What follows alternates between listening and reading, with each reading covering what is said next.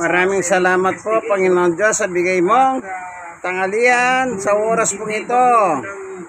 Brown rice, red rice mix, at tosino.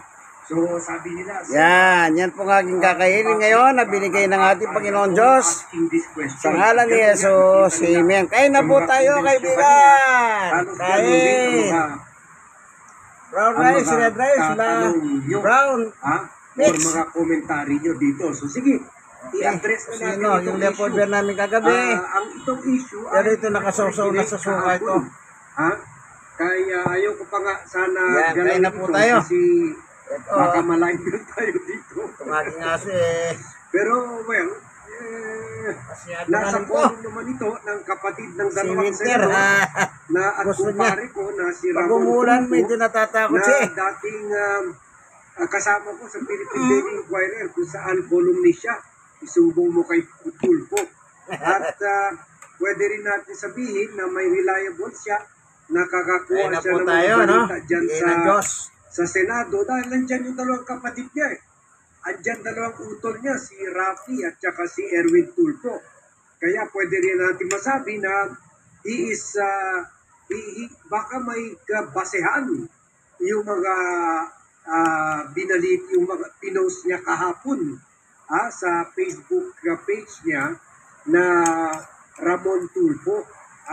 At basahin ko na lang para wag niyo sabihin na, para hindi niyo masabi na meron akong dinagdag o binawas.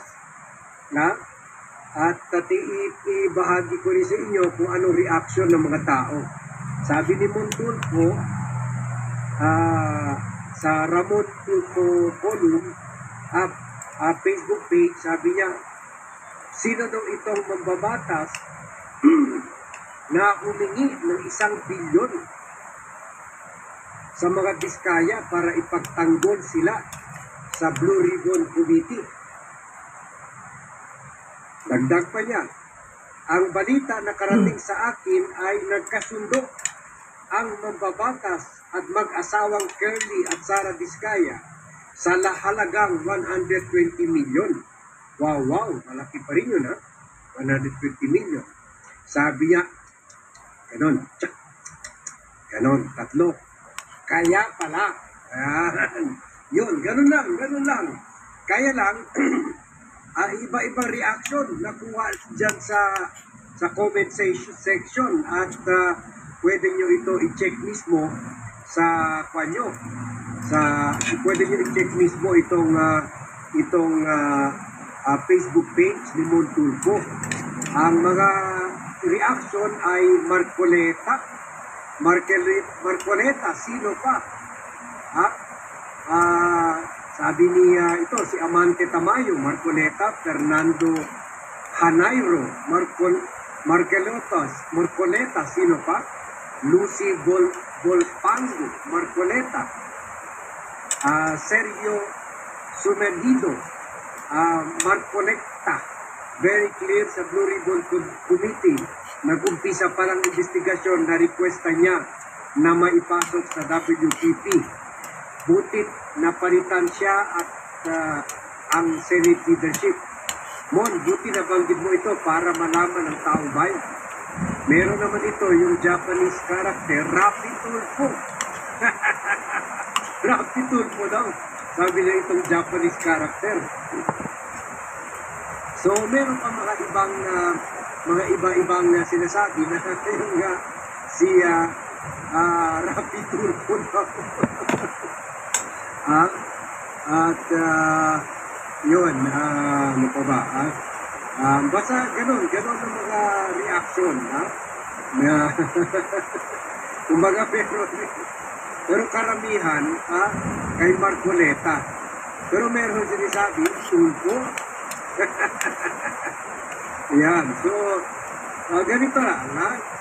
Basic logic lang. Kung Tulfo ito, o any of the Tulfo ito, bakit pa isusulat ito ni Montulfo? Bakit gagawa pa ng expose si Montulfo, di ba? O sabi naman ni Rodney, dito naman sa atin, si Rodney Lagson, si 10K. Ikaw ha? Hindi, umaten ba si 10K? Umaten ba si Cayetano sa hearing? Minsan lang ata, no? So dito rin, sabi ni Meteor, si Marco Berta, dinuguan ang humingi ng 1 billion at 120 lang ang kaya. Bago muna natatapos ito. Sabi ni Maurice Santos, good morning sir, si Marcoleta yan. Si Omar, kaya pala Marcoleta. Yan. Si E, sabi niya, Marcoleta. Yun. Sabi rin ni Dali Pabroa, may kasunduan, Marcoleta. Si Anselmo Ubalde, hands down, si Marcoleta yan. Si Arnold Arbaldo, Marcoleta. Si Chilox, Marcoleta, o isa sa mga DDS senators. Pwede. So, pero sabi, isa lang eh. Si John Paul, Marcoleta. Bel Matias, Marcoleta. Yan. Ang dami.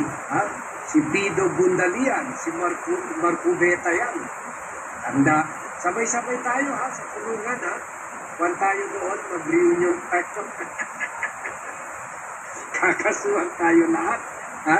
So, nakakatuwa ito dito sa kuwan ni Montulfo sa mga post niya. Yun, una niya tinanong ito sa post niya yesterday at 7 o'clock. Yesterday at 7 o'clock in the morning, kahapon.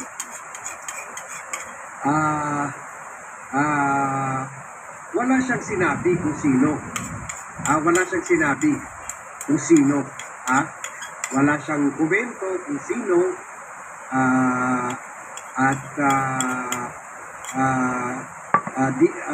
Usually minsan nagkukomento siya pero dito wala. Pero makita mo na sino tinutukoy niya. Kasi at around or 11 hours ago o siguro almost midnight kagabi i-reshare natin almost midnight kagabi ay ito pinost niya kung ano mismo photo na ni Marcoleta photo na at sabi niya dito sa page niya last night sabi niya saan ba yun? Dali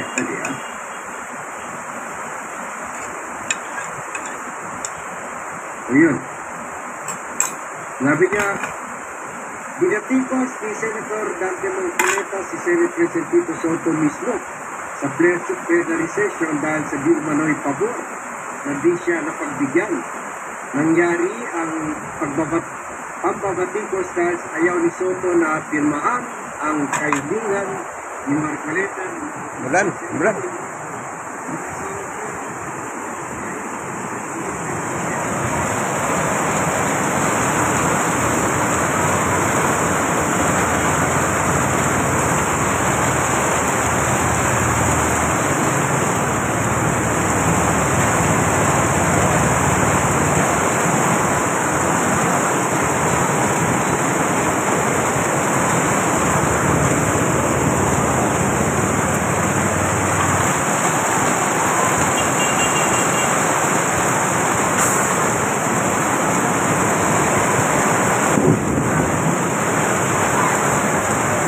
Malakas. Ito po, hanggang dito na lang natin yung video. God bless us all. Thank you for watching.